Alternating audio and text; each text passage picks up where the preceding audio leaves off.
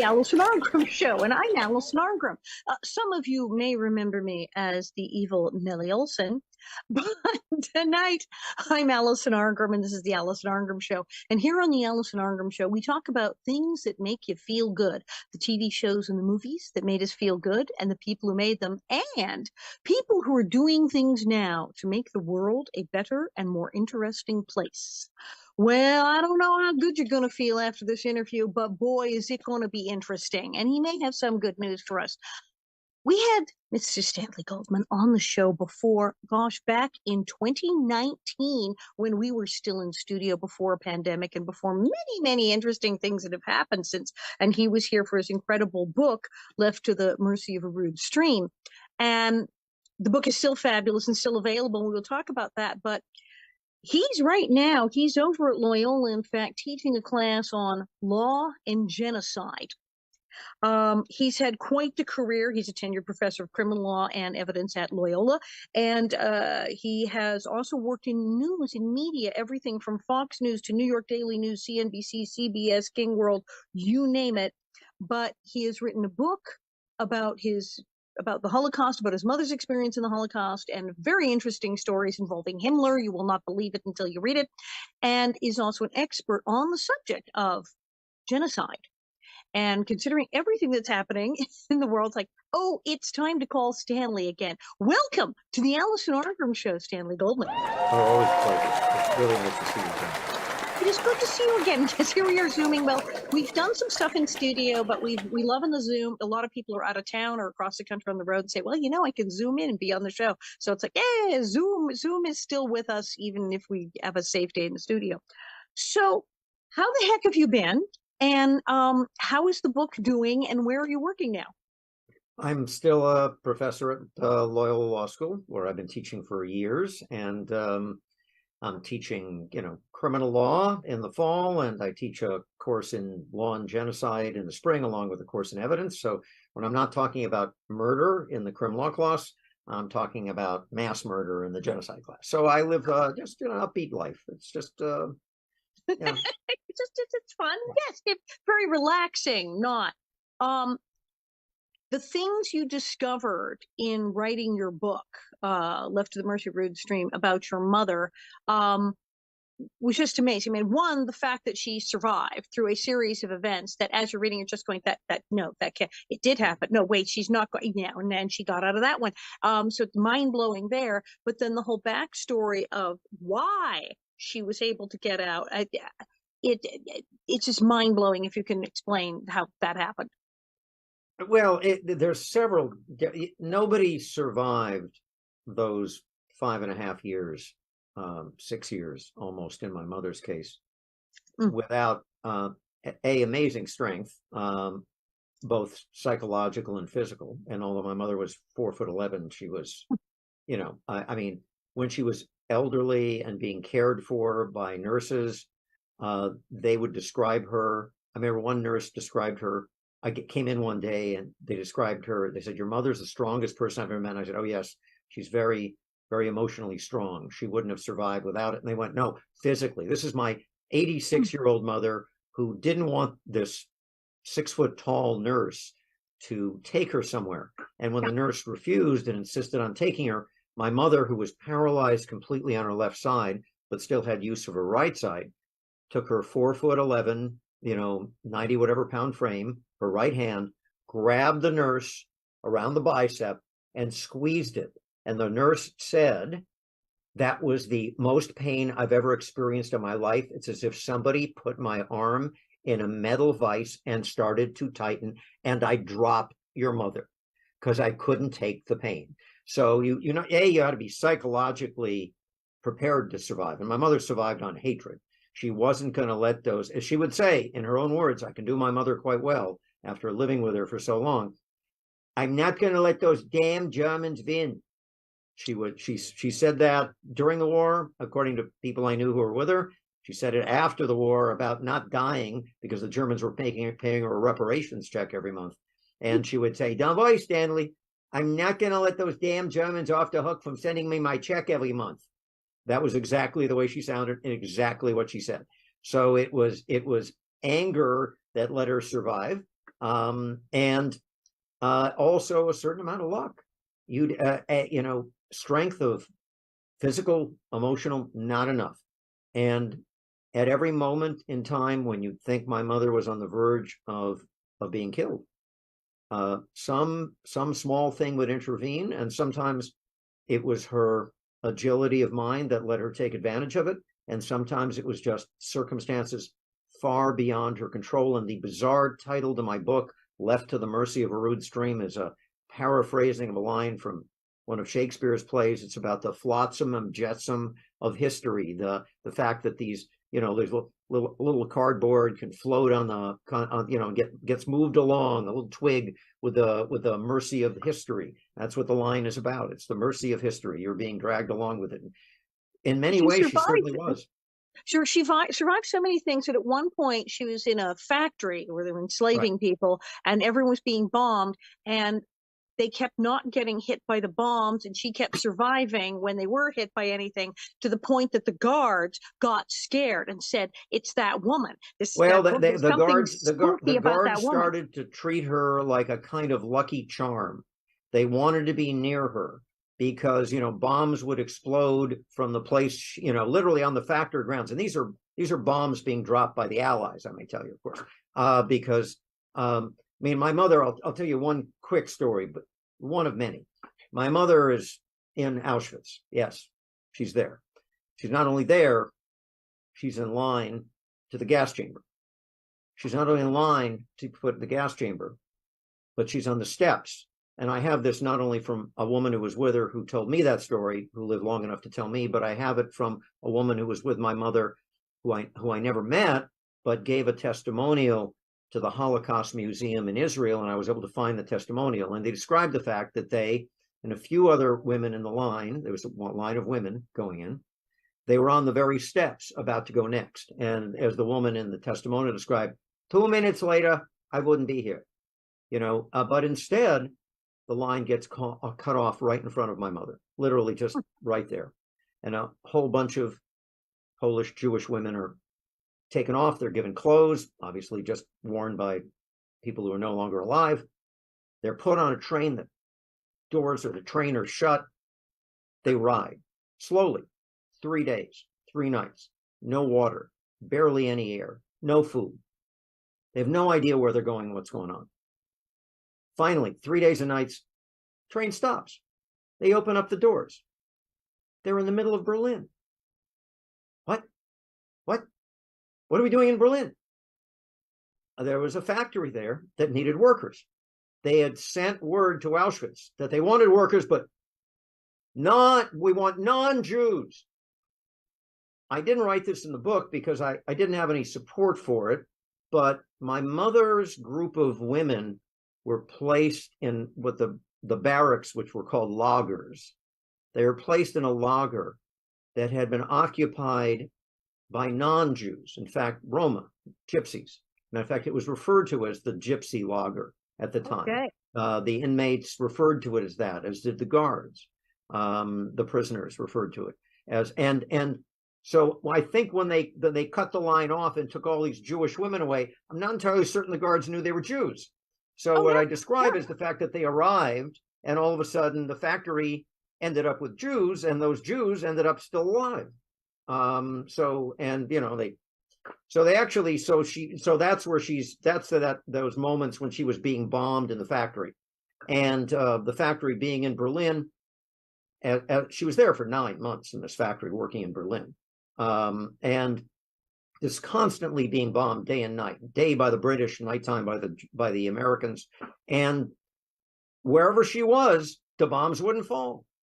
So they started viewing her and a few other women with her as kind of good luck charms, a kind of mascot of these are the Germans who work there, and as a result, she was able to get a little extra food because they would give her pieces of the German workers would give her and guards would give her pieces of their sandwiches so they could sort of stay by it. So she and she would share them with this other friend of hers who only died about 3 years ago, by the way, about 103. I was there with her when she died. I came to visit her, And they would, they would get this little extra food, and it was enough to keep them going. Yeah, that's. And by the way, there's a story today in the New York Times. I Right. will This just is what bring I'm it talking up about earlier. Today in the New York Times. today in the New In the New York York Times, Times. and in fact, I actually spoke with the reporter a few times because he heard about my book, and I sent him a chapter out of it relating to what he was writing about. There was a German industrialist named Elfried Krupp. Krupp, you always talk about Goering being second in charge of the Nazi, Hermann Goering, or in reality, probably the most powerful politician in Germany next to Hitler was Heinrich Himmler, who ran the SS, and as interior minister as well was responsible for the day-to-day operations. They described it as working towards the Fuhrer. They kind of get some broad recommendation from as to what Hitler wanted, and then it was Himmler's job to basically do it, put into action. But if you really want to, and I don't disagree with that, but it's arguable that the second most powerful man in Germany was the industrialist Alfred Krupp. Krupp ran the factories that built the munitions, the tanks, the guidance systems for the bombs themselves. He was the biggest industrialist in Germany. He was a supporter of the SS since he was basically a college student. He'd given them money. He was an original member of the SS. A Nazi who died, according to one historian who was very well respected, died with a copy of Mein Kampf on his bedside table as he died. He died like in the late 1960s, and still the Nazi to the end. And there are two things I want to say. Powerful because even not in the government, he had the money. He right. was building. He had the money. He was, and so in fact, absolutely, there's a suggestion from historians that he may be the one who recommended to Hitler, in a conversation between the two, that Hitler use the prisoners in the concentration camps as slave labor for the factories. Yeah, that there's an argument. It may not have been the first, we don't know, but there seems to be no question he recommended that to Hitler, as an idea. Well, two things. One, that's one of the factories my mother was in Berlin. She was in the Krupp factory in Berlin. They had one in Berlin. There's somewhere, if you go into Berlin, there's a little placard where the factory and the barracks were, where the Jews were kept for that period of 9 months when they were there. They're no longer there. They were torn down to build buildings, after the war. So it was in one of Krupp's factories. She and the other slave laborers were put to work. Many of those factories, many of the workers died. Workers were killed. My mother's group got lucky. They were, perhaps because they were in Berlin, perhaps because the person in charge of the factory was a Czech from Czechoslovakia, wasn't quite as rabidly anti-Semitic as the normal the person who ran a slave labor camp. Also, he didn't quite know what to do with them because he hadn't had any Jews before, and he wanted non-Jews because he was that much of an anti-Semite. But so there were no intentional murders, oddly enough, during this period in this factory, though there were in many other factories. So the story today is that it turns out this reporter for the New York Times, who called me a few times to talk to me about the story, discovered that both at Harvard and at Stanford, there are scholarships and fellowships called the Krupp Scholarship, the Krupp Professorship, still in existence, still there, funded by the Krupp Foundation. Now, the actual grants to Stanford and Harvard, as far as I know, may have taken place after Krupp died in roughly 1968, but the Krupp Foundation was started during his lifetime. And why was it started? It was started because Krupp was going bankrupt. He was going bankrupt because he had spread himself too thin in Eastern Europe. He was building all these factories in Eastern Europe, and he got to the point where they weren't paying off. And he couldn't make his interest payments to something like 256 banks and lending institutions in Germany who held his notes.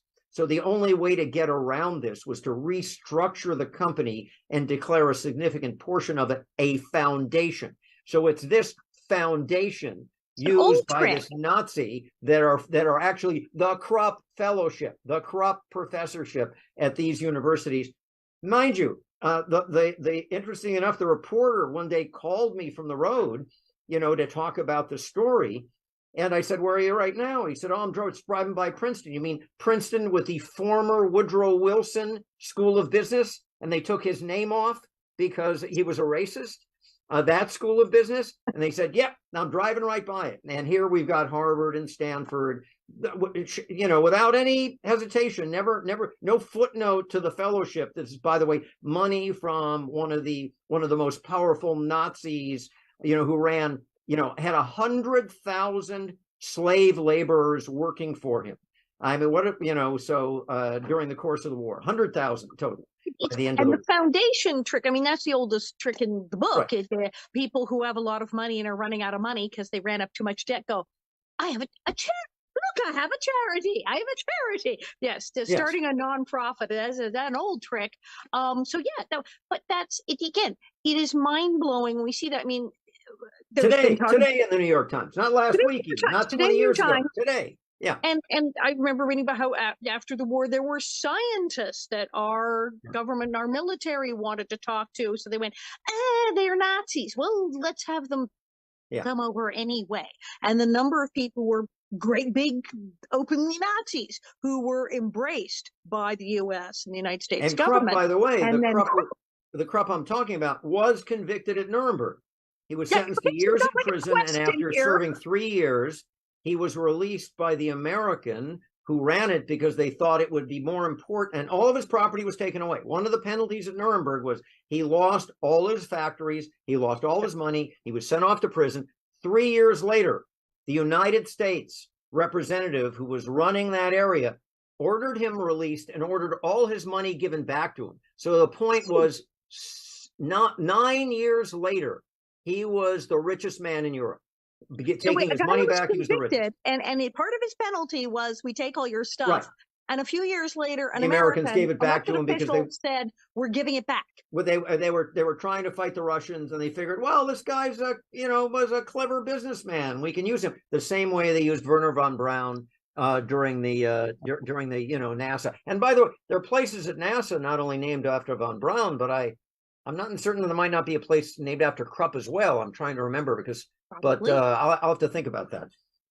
But yeah, so Krupp's, they're Krupp professorships. Something I, by the way, would not agree to hold. Harvard could offer it to me. I wouldn't take it. Have they talked to people who hold a professorship, who have a Krupp professorship?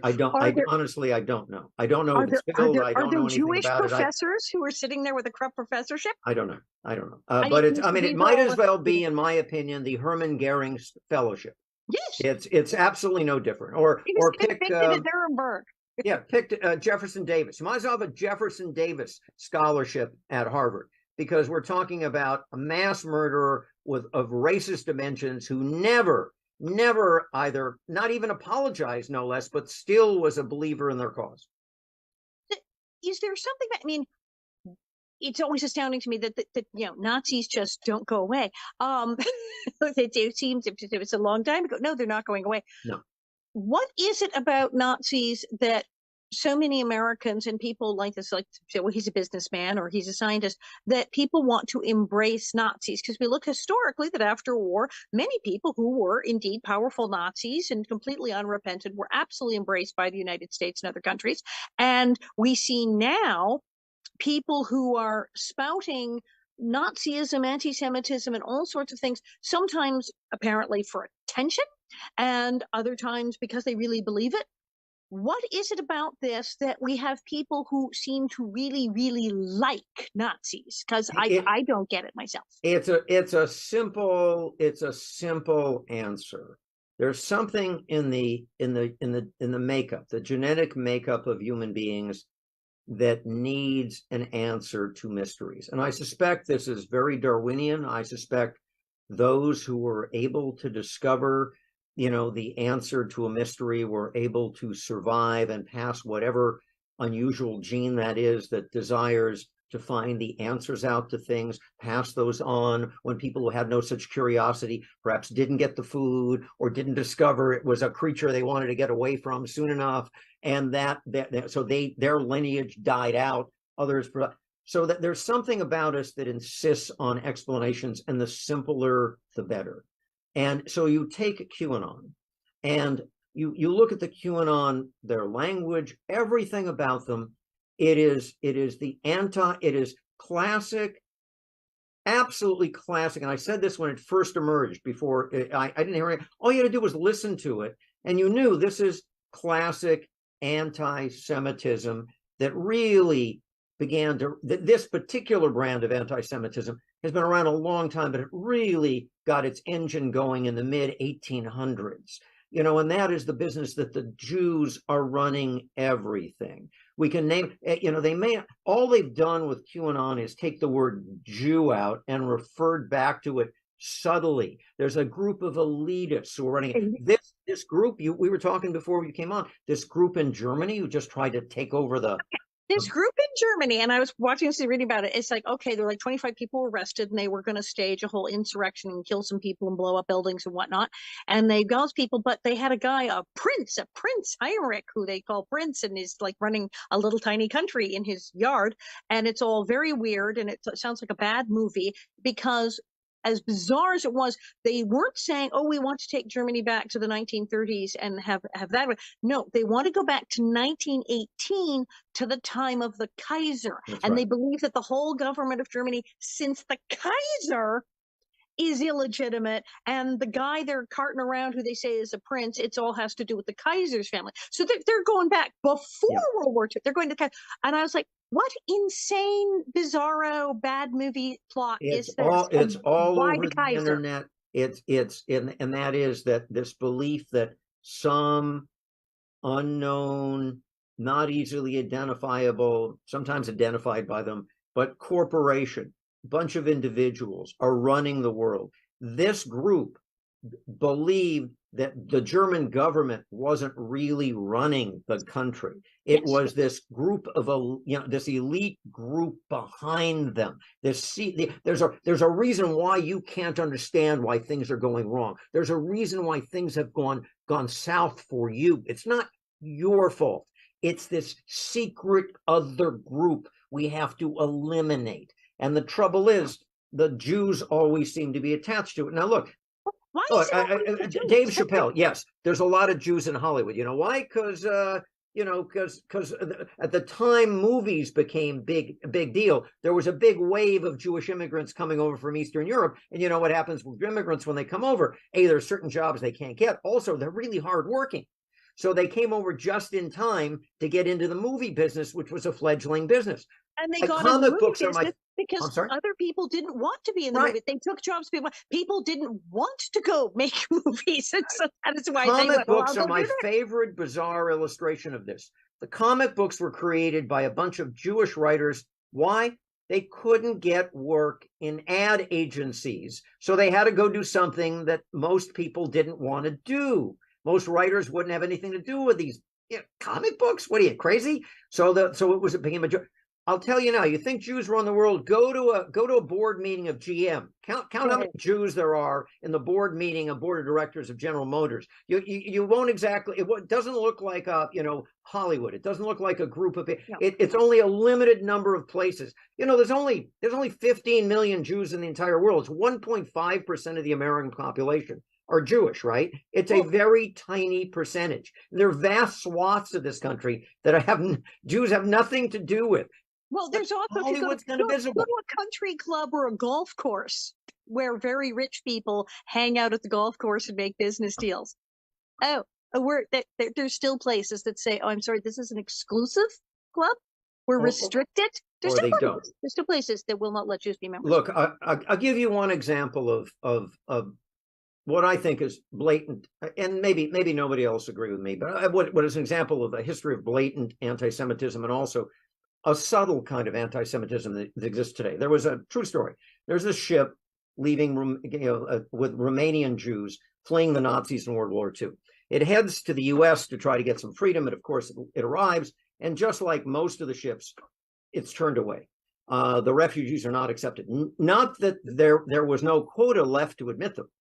There were quotas put on Jews coming over when everybody realized in the 30s they were going to come. So the State Department, which was not particularly friendly to Jews, as an understatement, we created a quota. We hadn't even got anywhere near the quota. So these ships were being turned away, even though they would have been fine, under the quota. They're turned away. Most of them went back, and the human cargo on it were eventually in the camps. Some of them managed to land other places. This one ship filled with Romanian Jews made a left turn, and sure enough, not a common occurrence, they were allowed to disembark in Havana. A young woman, a Romanian Jew, gets off the ship, is aided by the small Jewish community there, primarily made up of Sephardic Jews. I don't know if the audience knows, Ashkenazi Jews are Jews whose ancestors are sort of from Eastern Europe and Germany, in the sense of where 1,000 years ago they settled. Sephardic Jews are ones who in Spain, and many of them, when they were thrown out of Spain in the not entirely coincidental year of 1492, were thrown out of Spain. Some of them went to southern France and some Italy. By the way, the ones who came to Italy brought with them from their fruit that they had become a staple of their diet, and they introduced to Italy. It was called the tomato. Yeah. So these yeah, they bring in and a number of them went to our countries on the southern they're now what we would call Arab countries, the Muslim countries, and some of them then left for the Americas after a period of time. One such community, a small one, started in Havana in Cuba. And she gets taken in, and she marries a Sephardic Jew, and they have a little kid. And a few years later, when the boy is still small, they get on a little tiny rickety boat, and they travel the 90 plus miles to America to flee the communists, because the father was a small businessman. They had a small business, and the communists didn't like business people, just like and there were a lot of the Jews in the community had gotten into businesses, so they escape the communists, and they make it to American shore, and this time they're let in. What a remarkable story of the history of American refugees and immigrants. I know that story because I know that child. I know that boy. That boy was a student of mine. That boy was a student of mine who sent me a very nice note about a year and a half ago when Joe Biden named him head of Homeland Security.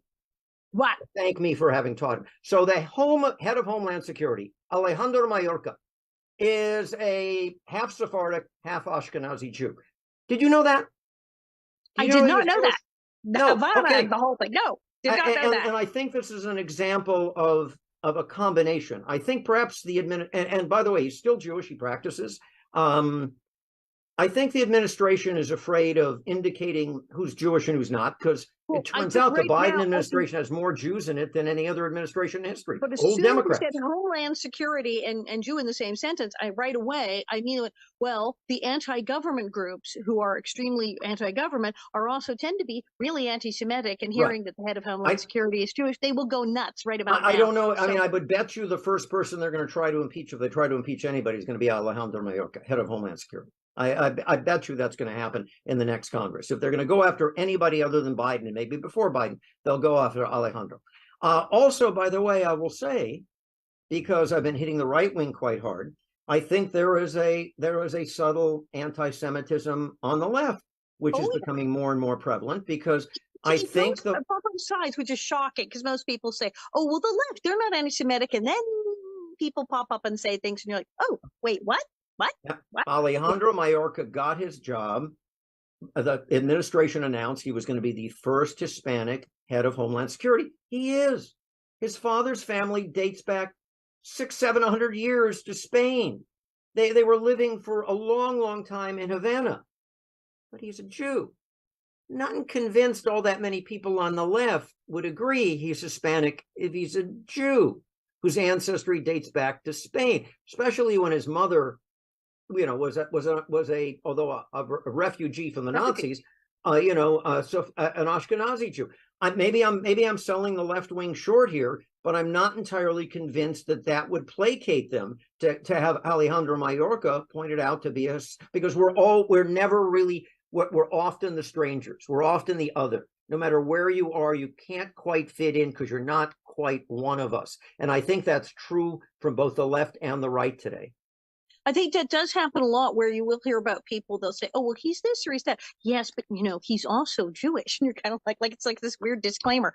So like, why now? Okay, we just saw this completely batshit thing in Germany with wanting to go back to the Kaiser.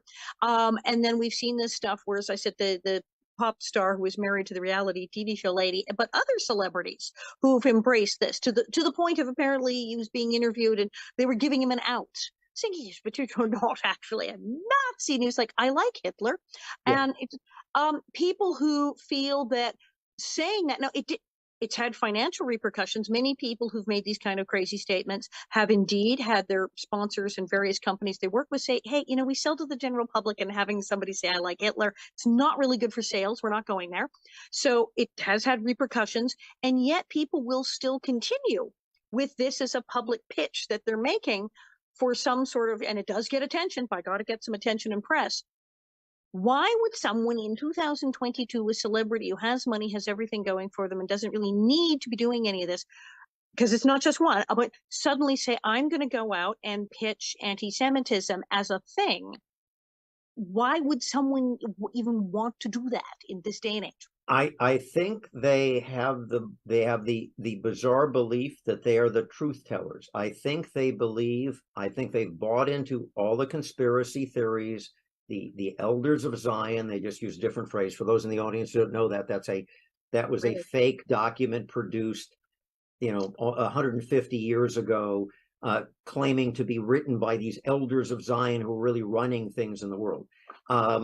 And you buy into any of the, look, even Dave Chappelle, everybody was going, well, Dave Chappelle was slamming Kanye, was saying, Kanye West, what Dave Chappelle was saying in that routine on Saturday Night Live was, hey, I know the Jews are running things, but don't say it.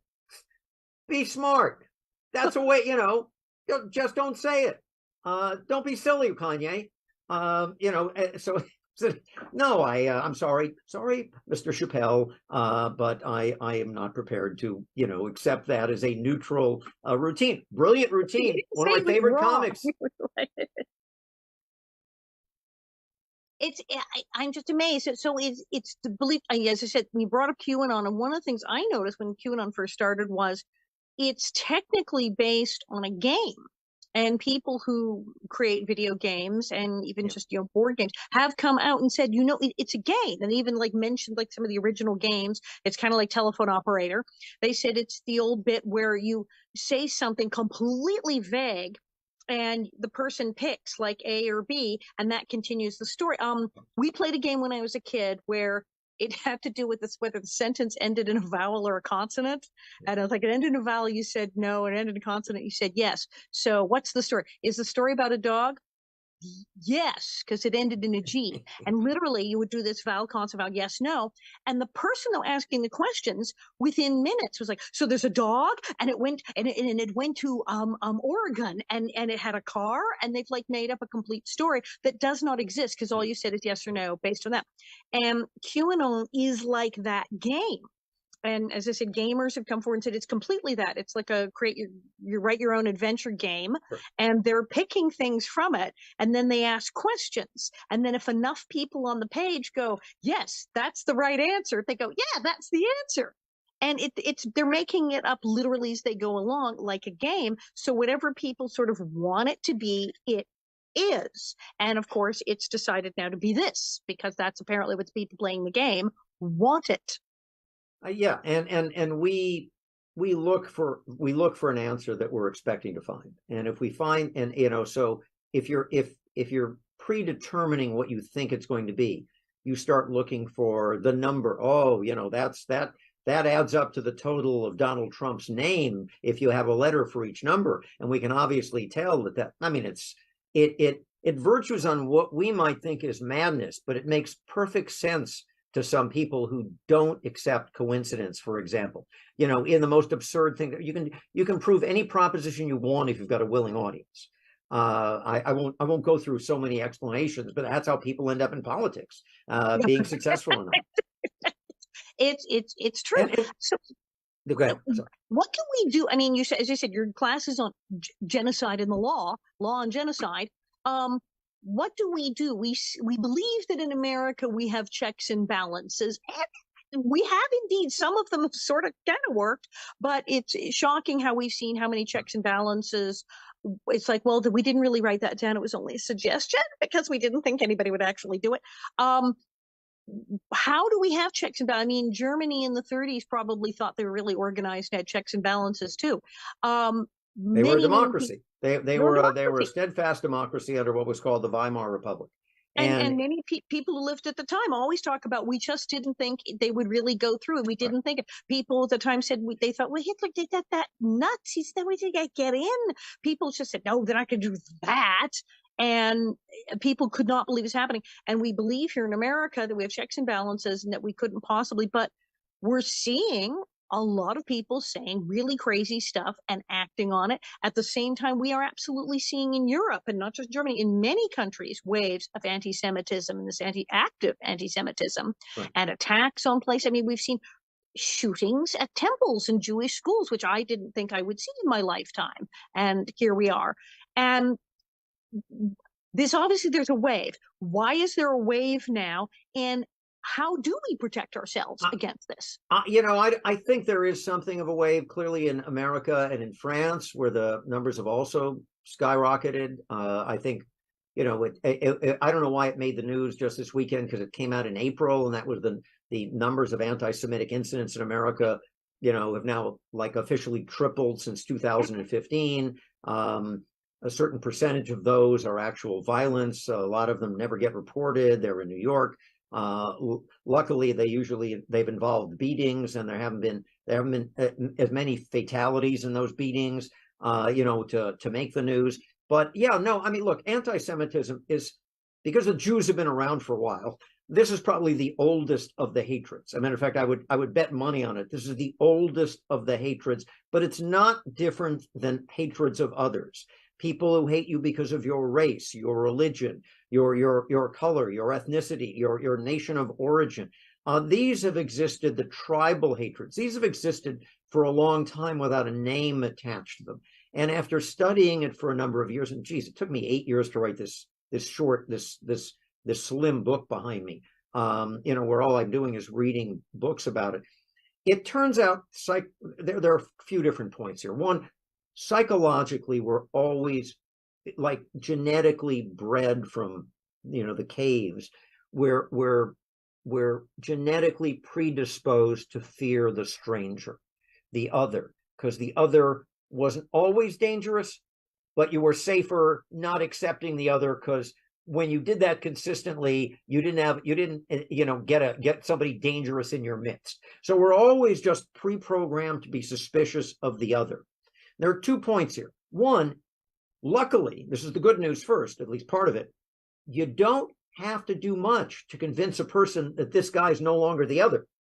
Turns out it's a very narrow, you find something in common with him. It turns out it's not that hard to stop thinking of them as the other. The problem is, if you continue to think of them as the other, it turns out psychiatric studies show that it is a very small step from disdain and wanting the others not to be around you.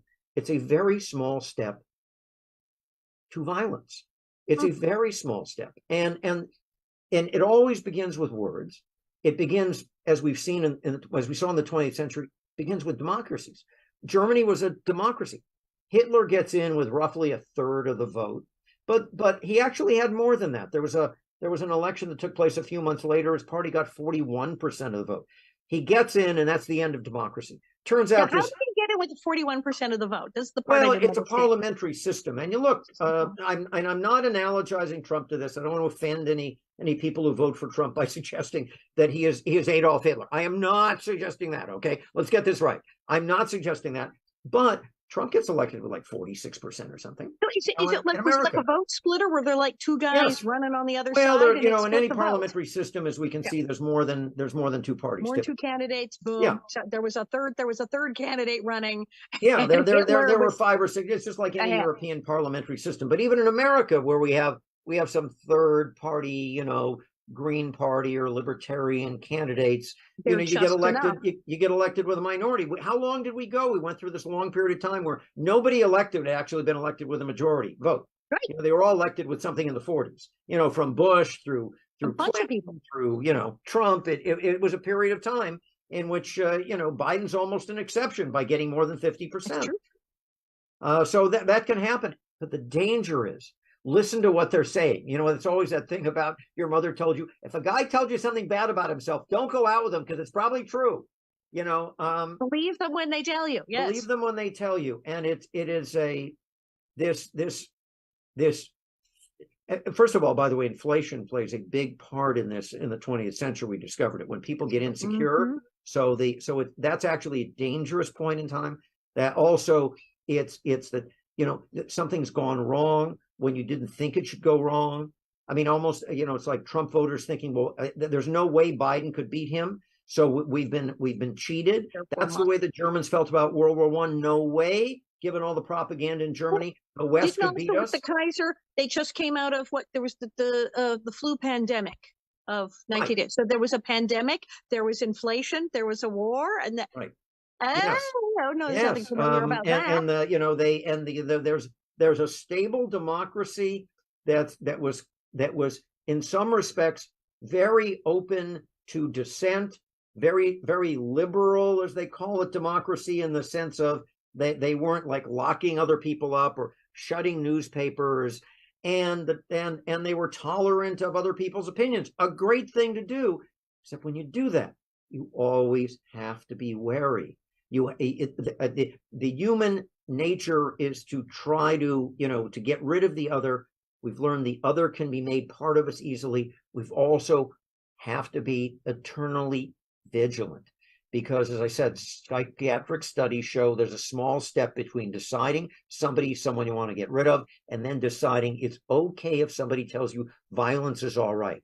There was there's a podcast by a fellow, it talks about what happened in the Holocaust. And he uses illustrations of these mass murdering squads in Eastern Europe. They'd go around and they murdered 1 million Jews. They literally would shoot them. They just shoot 1 million. They'd line them up and shoot them. And the people doing the shooting, these were not fanatical Nazis. These were people often older who didn't qualify for the front lines, in the war. So they were used to kill. And these were just like shoemakers and 40-year-olds, who were a little too old to be put in uniforms. And they would go around and they would tell them, okay, this is, we got to do this for the fatherland. This is this is dependent on this. These people are working with our enemies, and so they'd have 50 Germans with guns to gun down, 2,000 Jews. And some of them, and they would say, there were times when they would say, if you don't feel like participating, don't. And a half a dozen would say, no, I don't want to do this. And they'd walk away. Not one example in World War II, not one example exists of any German saying no and any harm coming to that German. They could have said no, but they came to believe that what they were doing was for a greater good, to protect their families, and therefore they went ahead and became mass murderers when all they literally had to do was raise their hand and say, no, I'd rather not, and turn around and walk away. Something that later, after the war, there were people say, oh, we didn't have a choice. And that's a thing, because I remember I was reading about the camps and one of the many books about it, and they talk about people getting jobs and running camps. No, they were like fighting over the good job, the higher up job. It wasn't like, oh man, they're going to make me go. There was no one who was dragged from their house going, here, go run this concentration camp, and here's help me set up this gas chamber. Nobody was threatened with arrest if they didn't run the concentration camp. It was like a high paying gig. Yeah, it was a gig. It was their career. So many of them were not devoted Nazis. They were just interested in advancing their careers.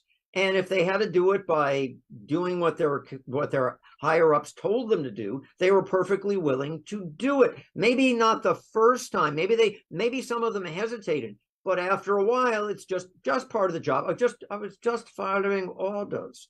I don't understand why I'm being persecuted. Forgive the voices. It keeps my students awake. But yeah, I mean, there's a book, The Best Years of My Life. There was a guy who, in his town, they all said, "Oh no, it had nothing to do with the Nazis." The whole town said, "Oh no, no, no, no Nazis here," and he said, "No." He told his family, "Nope, nope, nothing." And they eventually found his scrapbook from when he was in the war, and the front of the photo album was called "The Best Years of My Life," and he had it engraved on, and it was all pictures from the camp where he worked as a high Right. ranking guard, where Look, he killed people. it isn't just manual laborers like guards, not the uneducated, the Mm-mm. judges. The judges in Germany were enforcing the so-called Nuremberg laws, which called for things like the death penalty for Jews associating with a non-Jew. The Jew would be executed. This is before the camps. And they, the Germans also, and after the war, there were trials of some of these German judges who'd sentence people to death. And their answer was, well, I would have been, who knows what would have happened to me? I would have been killed. I would have, and I better I have done this than somebody. Not one German was really persecuted as a judge for disagreeing and not going along with these sentences, which is why I use it in law school, obviously, as an illustration. I show some clips from it. They weren't punished. The Germans didn't kill their own. They were not like that. They killed others. You could have said no. You can say no now. It may make you unpopular in your social group to say, no, I don't think it's the Jews' fault. But No, you don't want to be a Nazi. And that's raised the other question. Can you talk about the law? So, because it starts small, it starts with these things of, well, we're just going to pass a law that Jews on this day of the week shouldn't be here and Jews shouldn't have business here. How do we stop? What do we do legally and as citizens when we see laws being passed that are the beginning of, let's say that everybody in this magical group suddenly is forbidden to do such and such, and you're like, wait a minute, that sounds funky. What do we do? well, we're probably not going to find ourselves immediately confronted with that in America because such rules would be held illegal. But they do start. They do They try. start small and they build. The Germans did not, the Nazis didn't invoke camps, for Jews immediately. They worked their way up there. And one of the things I teach in my genocide course in law school is that it all began with laws. You slowly, the Germans did not violate any of their laws because they would pass the laws to say that this was okay. Starts small, gets bigger, a little bit at a time. The old maybe myth about the frog and the slowly boiling water. Yep. It is that you move them closer and closer and closer. In fact, the Germans for a long time just wanted to get rid of their Jews, but they had trouble finding countries to take them. And at So a they would certain have point, initially been willing to just send them out, just deport everybody, just say, yeah, fine, go to another country. they would have probably at a certain point been willing for that. Although there's another thought of history that they were playing that good game because they wanted to show up the West, knowing the West wouldn't take them. And I'm not entirely certain that the Germans would in fact have given them up. But there was a certain point in time in which they would have clearly allowed a certain number to leave just to get rid of them before the death camps had started. Countries weren't willing to take them, and once, and it was, I mean, a friend of mine who passed away just a year ago had an old man had been had been the prosecutor of a man named Adolf Eichmann, who had been kidnapped from Argentina, had been the head of the Jewish section of the Nazis, and he led he was the lawyer involved in if you ever watch the film, he's a prosecutor asking questions during the Eichmann trial. And he would say that it was like the rationale of the Nazis. Well, of course we have to kill them because they're part of the enemy. They're the enemy, and they're an enemy within, and we can't fight the war on all sides. What about the children? Oh, well, you see, if we don't kill the children, then they'll grow up to be just like their parents, and they'll come against us. So we have to kill the children as well, and it builds slowly to the point you're executing 4-year-olds, and it seemed perfectly plausible that that's what they had to do because they were told, and they were made to feel guilty about it. If they, well, this is for your country. You have to do this. You may not want to do this, but you have to do this. And believe me, the victims felt just as dead, after the guys who didn't want to do it, but decided it was the best thing to do, as opposed to the people who really hated Jews to begin with. horrifying. And horrifyingly, we're going to have to wrap up. Where can people get hold of you? Where, you said you are teaching still at Loyola. Where yeah. can they locate you if they want to talk to you? I'm Have at an Loyola interview Law you? School. You can, it's in the one in Los Angeles, by the way. There's one in New Orleans and Chicago, and but I'm the one in Los Angeles. Stan Goldman at Loyola Law School. If you want the book, the title, I probably made a mistake in picking a title that was a little esoteric. I did write it, by the way, at the level of, I thought, a 17 or 18-year-old. I wrote it. It's not a legal thing. I wrote it. I used to write for the New York Daily News. They published about 90 of my stories over the course of about 2 years when I worked for them.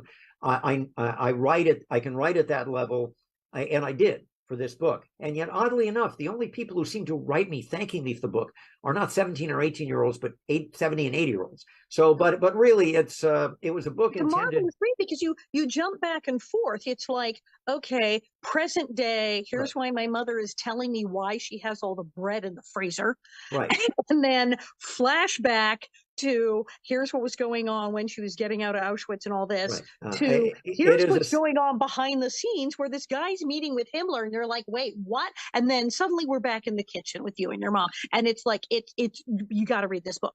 It has been described as being there's a legal term which I will use and then translate it, sui generis, meaning it is a, for good or ill, and luckily all 25 professional reviewers who reviewed it have all liked it. I haven't had a bad word said about it yet, but I mean, I have to say, I mean, they've said it's totally unique. Nobody's ever done a book like this. I tell the story of the Holocaust through the point of view of the son of someone being raised by a Holocaust survivor. And in fact, one of the kindest reviews I got was from an honest to goodness real reviewer, not one of those on Amazon of perfectly fine, literate readers, but an actual review in an actual publication, said that if you only have time to read one book about the history of the Holocaust, make it this one. And I was probably then, was as nice a thing, because that's what I tried to do. I tried to tell it from the point of view of a teenage son being raised by a mother, and in hindsight, recognizing what she did and the way she acted and the things she said as and trace it back to what was done to her. And my mother's, astonishingly, as I started researching the book more and more, my mother had the entire breadth of the Holocaust. She was in the ghettos. She was in 3 different concentration camps, extermination camps. She was at slave labor. She was rescued at the end in one of the more bizarre events of the war, which got almost no publicity from anybody, which is why I started writing the book, and then realized that it would be best told from the point of view of the young son, trying to I find think out. so people can identify, because it's good for children of Holocaust survivors as well to read. I've had a number of people of non-Jewish ancestry, South American, Southeast Asian, who have contacted me, who've read the book, because a few schools have had it as required reading for, believe it or not, literature classes, and have contacted me to say, you sound just like the way I was raised, because the parents fled something in Southeast Asia or fled something in Central America. I said, I really feel this book, because it's as if I just substitute myself and my parents' circumstances for what's going on. Because look, I teach this class in Law and Genocide. It is unfortunately an evergreen, as the newspaper business says, subject. Horrifying. It is only the dead will see the end of genocide. It's continuing. Not a happy note, but true. And I'm probably going to wind up having back on again. We can save ourselves yet. Just be vigilant. Be aware of the fact that this is down the road. Is absolutely fascinating. I said the stuff that's going on. I said just in the newspapers, New York Times today. Thank you for coming on. I'm probably going to have you on again. We could do 3 hours. Thank you so much. Thank you, everyone. This is Stanley Goldman, and I'm Allison Arngrim. This is the Allison Arngrim Show.